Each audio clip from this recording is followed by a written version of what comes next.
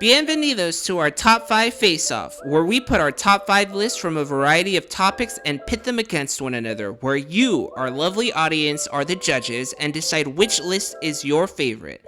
I'm Henry, and today I'm joined by the lovely Tina. And our topic for today's episode is our top 5 worst summer blockbusters. And as always, these are just our personal opinions. If we put a movie that you have on your best of list, let us know in the comments why. As for the definition that we are using for summer blockbuster, is a big budget movie that's released in the height of the summer season. It usually has some kind of crazy special effects or an epic plot with iconic stars. Often these movies are advertised several months to a year in advance to entice audiences to see the movie in theaters. I want to share first our criteria. We defined blockbuster, summer blockbuster, but there's so many out there. There's a lot that we haven't seen. So my biggest criteria was that I had to have seen it. I agree. Whether that year or maybe like the year after. A little bit later, yes. In theaters or at home, it don't matter. But I had to have seen it, and I needed to remember my reaction to it. I will say my list does go back a lot of years.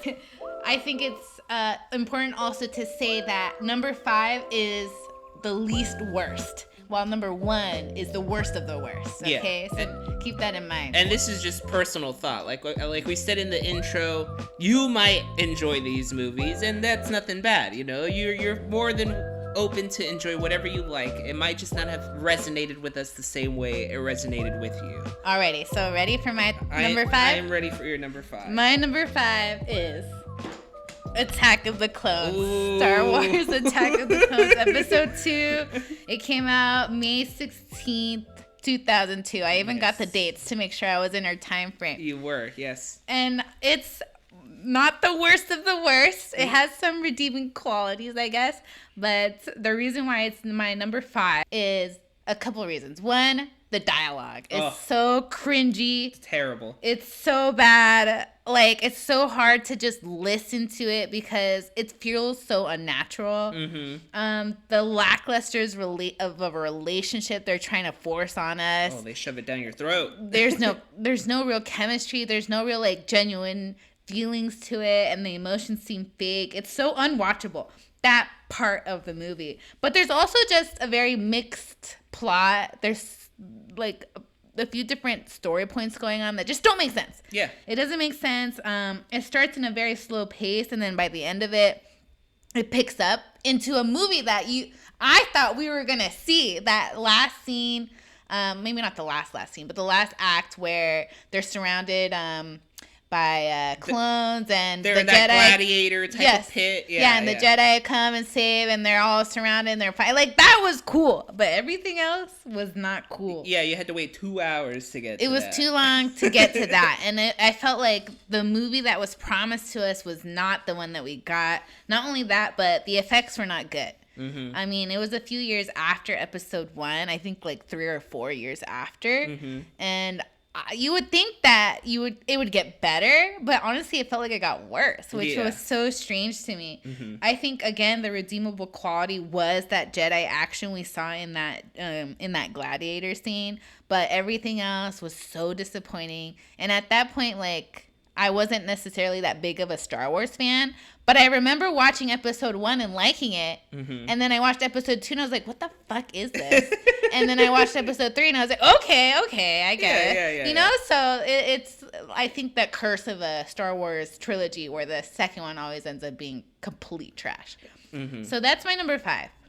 And I guess we move on to my number 5. And this one, to me, kind of falls into that criteria where it was just such a big name when this movie came out that was tied to this film that I couldn't help but to want to go watch this. Because in my eyes, at that point, this actor had not only been on one of my favorite sitcoms growing up, he was also in 2 of my favorite movies growing up. My number 5 is Wild Wild West, starring Will Smith. And just to give some information to those who might have not been alive or really been paying attention to just how big of a superstar Will Smith had been up to this point. He had undoubtedly the best hit after hit after hit. Like, he couldn't miss until Wild Wild West. He had Independence Day, Bad Boys, and Men in Black, and The Fresh Prince of Bel-Air. He was a certified star. So I go into this movie being promised an action-packed Western comedy movie. And I love me my action. Yep. I love me my comedies. Yep. And I love me my Westerns. So I thought, this is perfect for me. I'm going to drag my brother to go watch this movie. And man, did I regret it the moment I walked out of that theater. What was wrong with it? Everything. The pacing was all over the point. Comedy, non-existent in this movie. It was just not funny. The action just like was god awful CGI. Like, this is 1998, I believe, if I remember correctly. So the CGI wasn't there after, like, with Star Wars Episode 1 or anything like that. You hadn't seen a lot of evolution into the like after effects, and oh my god, it just looks so bad.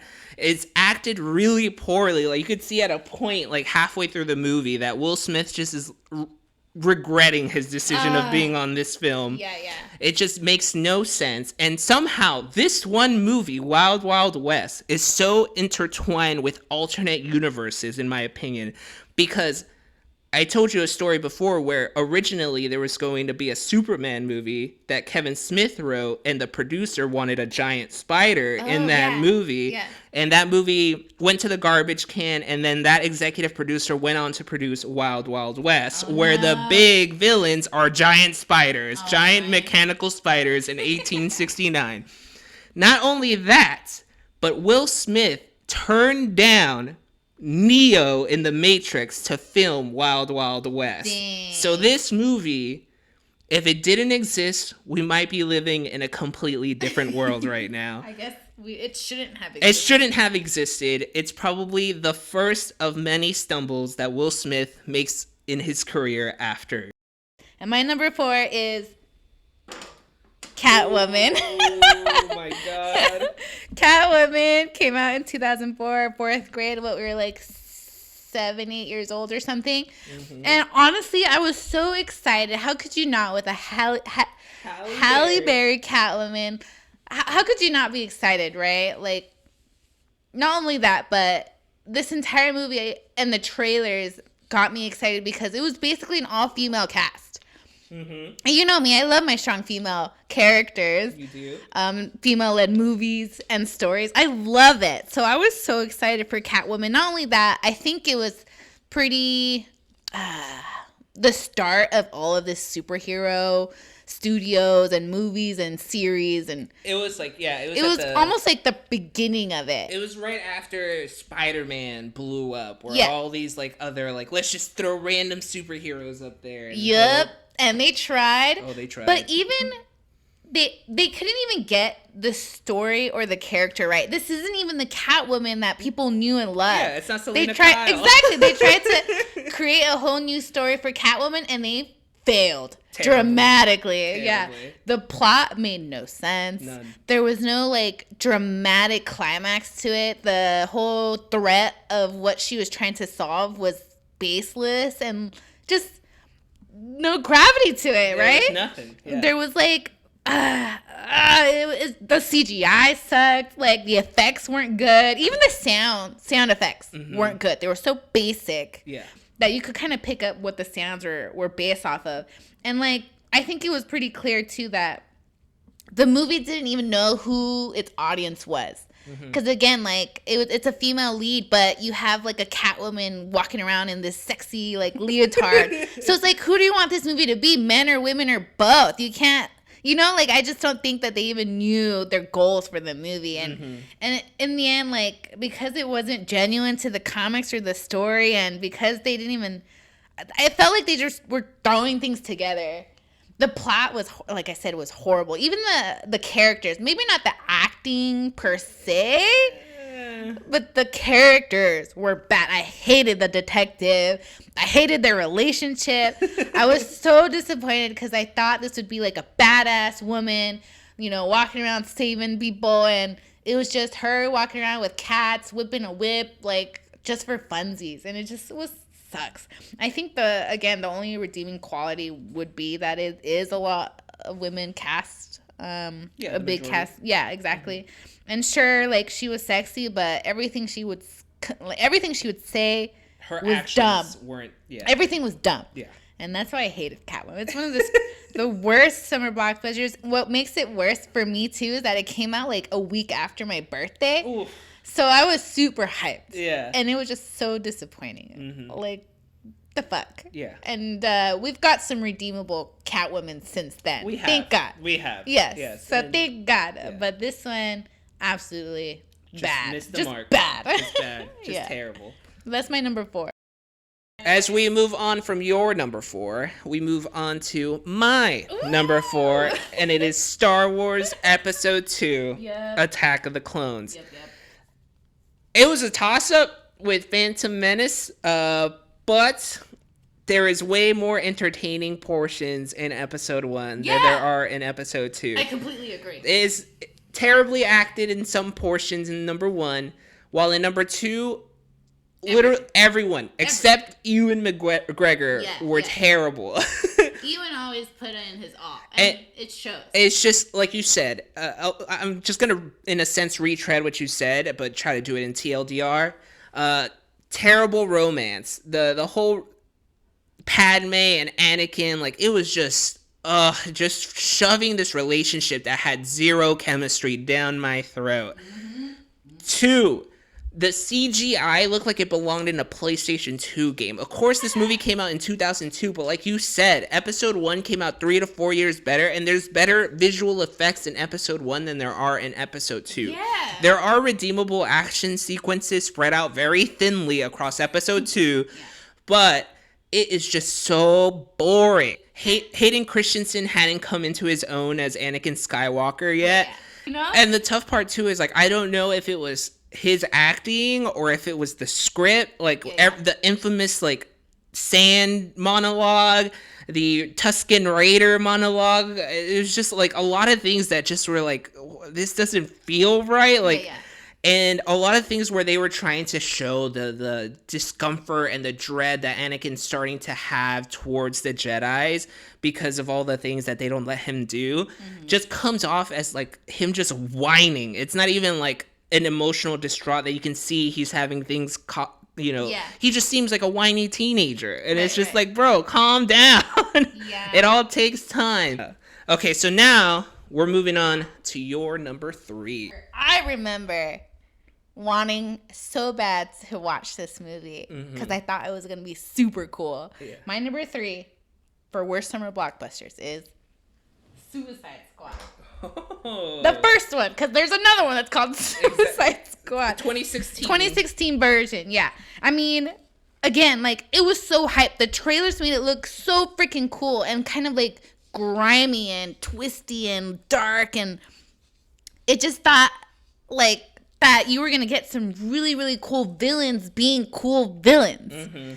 But in reality, what we got was some characters, some villains that just didn't do anything. Villains that, they were cool, but didn't end up doing anything.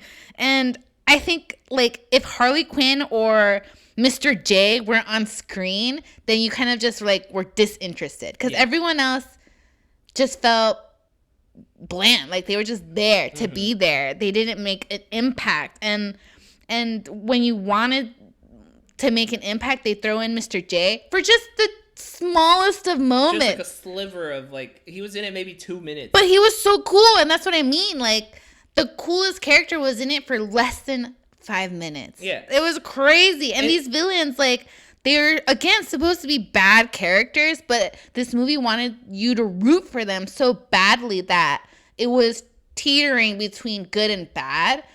But they're villains. They're not supposed to be good people. But again, like, the plot and the dialogue just tried to make these villains seem like they were good people, and that's not what this is about. Like, they're bad people, and they should be acting like bad people.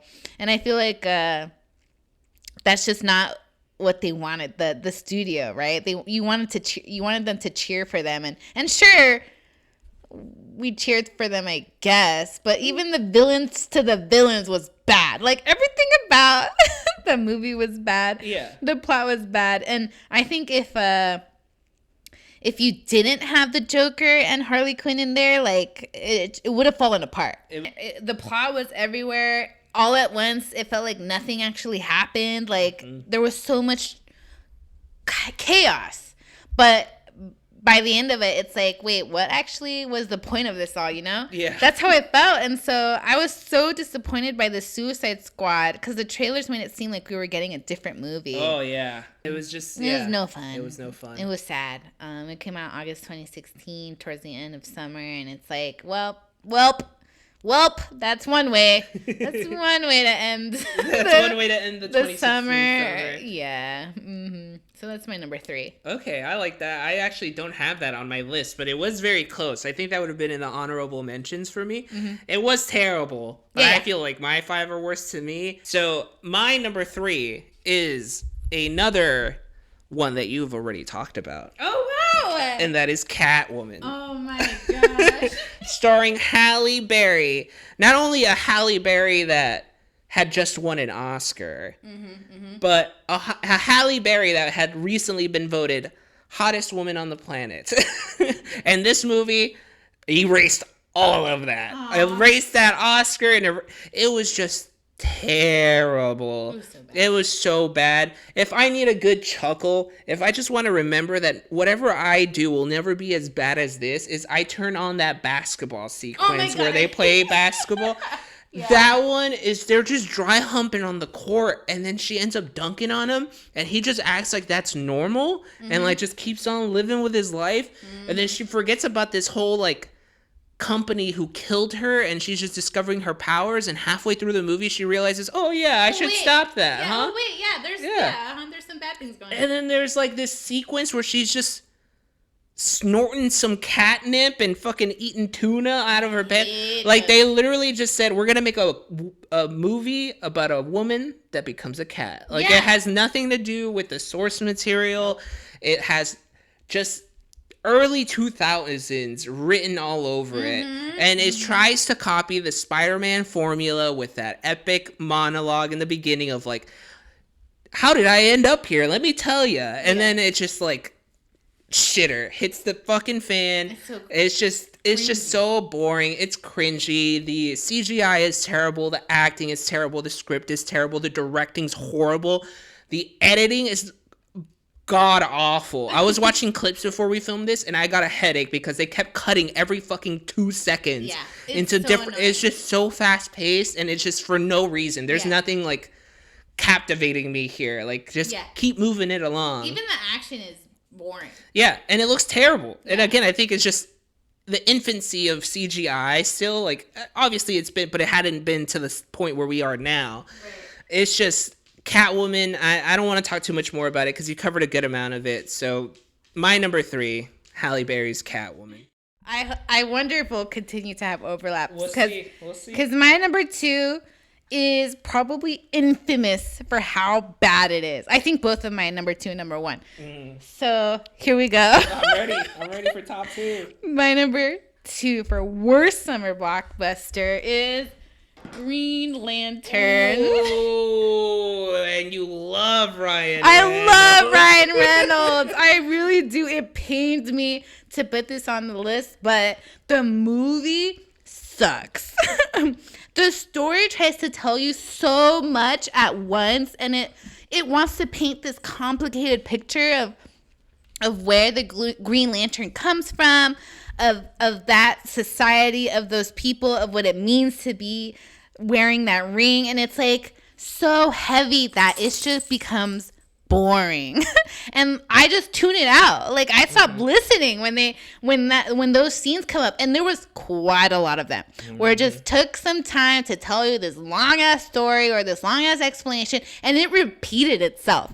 That's what fucking annoyed me the most. Like, how much do we need to listen to this? How often do you need to explain things to us? If you feel like you have to explain it to us more than once, you did a bad job the first time. And that should tell you right there that the script sucks, because that's another thing that I hated was the dialogue, the writing, the fucking relationship building between Ryan Reynolds and his future wife, Blake Lively. I didn't even... That, I will say, that's the only... I think that's probably where they met, the right? only redeemable quality to this movie was that they met on that set. And they now have such a beautiful relationship and a sweet and funny love story that they could say, oh, yeah, we met on the Green Lantern, which infamously is the worst movie ever. Yeah.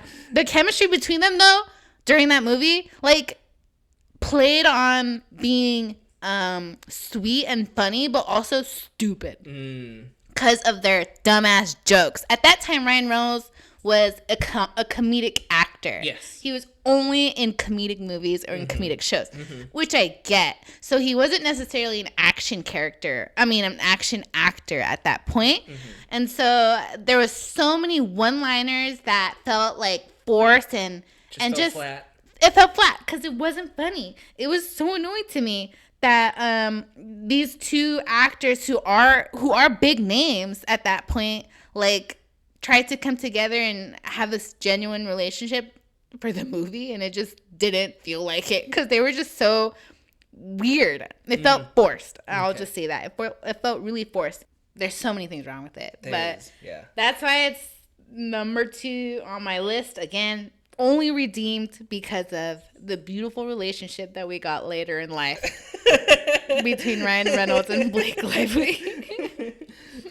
That's a good number 2, and thankfully not on my list. Okay. This is one that I actually have only seen parts of the film on TV. Yes. Oh my gosh, it's on TV a lot. Yeah, it is on TV a lot, and I saw parts of it and completely turned me off. So I am glad I didn't watch it completely. My number 2 is the most recent film that has been released on my list, and it pains me because I consider the first one in this very long series now to be one of the greatest movies ever made. The first one of the series to be one of the greatest movies ever made. Yeah. I still hum the song to this day. So my number 2 is Jurassic World, Fallen Kingdom, the second one. The first and third one aren't good either. They're terrible. They're terrible. But this one to me is the worst one because it has the audacity to continue this story that wasn't good. Jurassic World was not good. In my opinion, it just didn't make sense to even exist. There had been 3 movies showing how terrible of an idea it is to be fucking around with dinosaurs, and they say, fuck it, we're building a theme park anyways. And then all that shit happens. Now Jurassic World 2, the plot. If you don't remember, because these movies are easily forgettable, because I barely remember Dominion, and I remember hating this movie, and then I watched clips again before we filmed this, and it just triggered everything, and I was like, this is the dumbest shit. So the plot is bad. It's a terrible movie. It is boring. You're rooting for the wrong people. You have fun moments, obviously. You have a lot of callbacks to the original Jurassic Park, but at the same time, it's like, why do I need this? This is the 5th one. Try to be original. This isn't even... We've already done this in the second one, technically. In The Lost Kingdom, they fucking show up in San Diego and run amok in a blockbuster, you know? Right. Why haven't we learned? This is... It just didn't need to exist. The only reason it's there is because Jurassic World made a fuck ton of money. And the series continued to plow along because they continued to make a bunch of money because people love dinosaurs. But unfortunately, the beauty of the CGI dinosaurs were overtaken by the terrible script, the terrible acting, terrible pacing, terrible story. And I just don't think it needs to exist. And I don't wish to ever watch any of the Jurassic World movies again. That was my number 2, and now we're heading into our top worst summer blockbuster. So, darling, I'm handing the mic over to you. My number 1, I was really anticipating because of the actors. Like, I liked a lot of these actors. There's 2 big names, and unfortunately, the entire thing was just not even worth watching. My number one.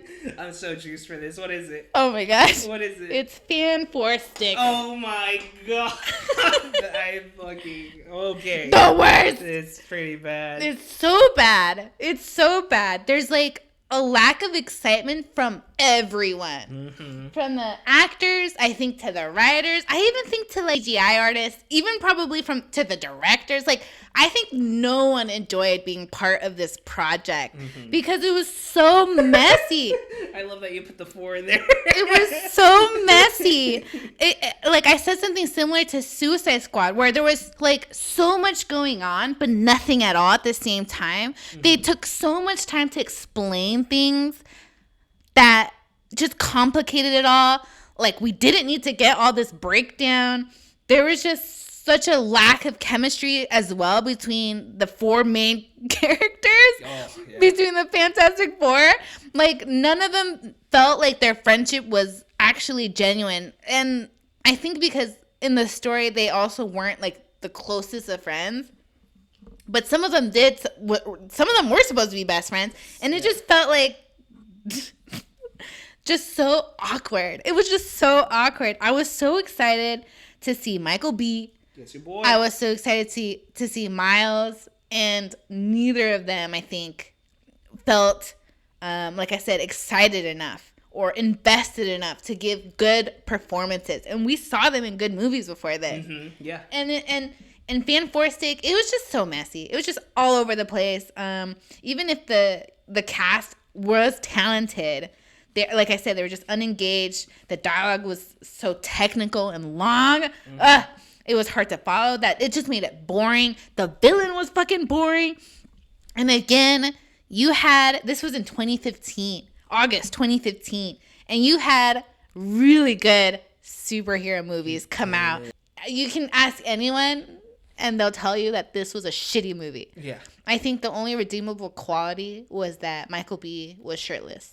At a point, yeah. At one point. And I think the biggest redeemable quality is that he eventually ended up being on a much better Marvel movie. Yeah. And, just was able to wash this one away. Put Absolutely. it under the rug. I am sure all of them have been able to wash away this movie from their list. Yeah, I agree. This is terrible. It's a terrible movie. This is bad. It's super bad. It's It's my number one because I think nothing about the movie is redeemable. And it's just bad. Yeah. It's just bad. It's one of those that I skip no matter where it's at. On TV or on a stream, or I only watched clips of it because of this video. Don't even show me the thumbnail. Get it wanna. out of here. It was so disappointing. So that's my number one. Okay, I like your number one. That's a pretty good one. I'm excited for your number one. My number one is, oh God, I remember being visibly angry at the movie theater when I watched this movie. Not only was the theater empty, damn near, I think there was like 5 people in there, but I went by myself to go watch this movie. Aww. because Henry loved the source material for this movie. Okay. Henry adores the source material for this movie, and I consider it to be top tier anime, and they adapt it, and I'm pretty juiced. The director tied to this, pretty well known for high highs and very low lows. And let me introduce you to the lowest of lows. Yep. And that is The Last Airbender. Yep. This movie, when I think about it, I didn't even have to look at clips because it's vividly burned into my mind how much I hated this movie. Yeah. Immediately when the movie starts, keep in mind, audience, if you haven't seen Avatar: The Last Airbender, it is an anime. It is an anime, but it is an American anime. It is written in English. It is translated for English audiences. So what do they call the main protagonist in this movie? Aang. His name is Aang. It's not Japanese. It's written for American audiences. If you watch the anime, all of these like benders are incredible. If they've like honed their craft, powerful. They are incredible at what they do, and this just throws it out the window. I think I sent you a clip of where they do some form of earthbending in this earth prison that the Fire Nation has. First off, they're in a prison surrounded by Earth, and there's like 20 Earthbenders to one fire guard. Why haven't they revolted until now? They literally have rocks and dirt all over the place. They can use that to... It took 6 of them to move a rock the size of a fucking palm ski across the theater and throwing it to one fire guy. The acting is terrible. The CGI is horrible. The directing is god awful. There's so many scenes where it's just pitch black, and I'm like, I don't know what's going on. The scene where they're out there fighting in the Northern Water Tribe, can't see a thing. No. I can't. It's just bad. It's just like you said for Fan 4 Stick, there's no redeemable qualities in here. And they tried to leave you with a teaser at the end of the movie, like they're gonna make a sequel with Azula coming in, and it's like, no, please, just stop. Not even the box office was able to like prove that it was worth making another one. Like, no one supported that. Yeah, it is the $10 that I regret the most in my movie watching career, and I have seen Master of Disguise. So this is terrible. This is terrible. It's really, really bad. It's bad. I completely agree. It's I'm bad. glad you put it on your number one. It is the worst movie. One of the worst movies I've ever seen, and I've seen a lot of hot garbage in my life. So, as you can see by my list, I have seen a lot of hot garbage, and these are just summer blockbusters. There are others that have come out. There are. So, I think with that being said, our lists are now complete. The power is now in the hands of our lovely audience. Feel free to compare and contrast the list. If we have any of these on our worst but are on your best, oh my God, please let us know why in the comments down below, and we would love to have a civil conversation on why you are incorrect. We would love for you to tell us how you like this video in the comments. If you like this type of format, we'll also link our previous top 5 most romantic videos that we did in February down below in the description. Yeah, we have a busy month coming in July, so we're gonna have a lot of videos coming up. So as my lovely wife has just stated, if you like what you're hearing, hit that subscribe button, hit the thumbs up, and share with your buds. And thanks for talking movies with us. Bye. Bye.